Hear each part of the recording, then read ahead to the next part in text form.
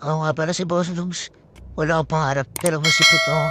Kung paano ko yaman, hindi ko pa din alam. Kaya ito na, samahan niya ako. Gagawa nga pala ako na marble ganyan.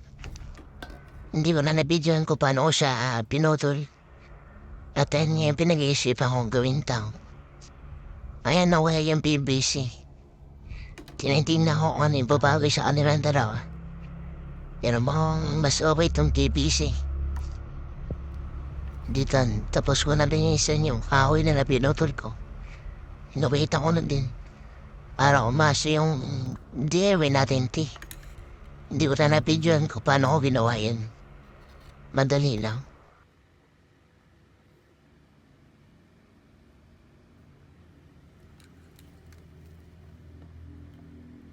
Yan ko ang bubutasan sa nakaturo na daliri ko. At dito nga nakadikit na. Yan, ti. DIY natin. Hindi ko na nabidyohan.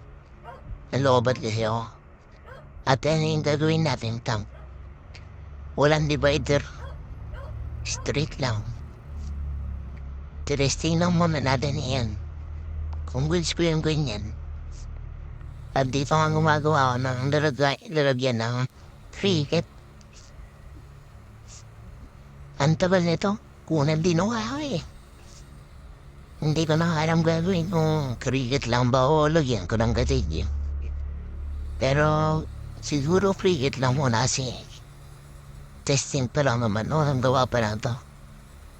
Hindi ko lang na-video kung paano ko din ginawa yung tank ko.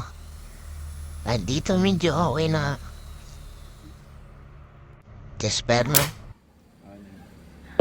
At yun na yung pa yun na result.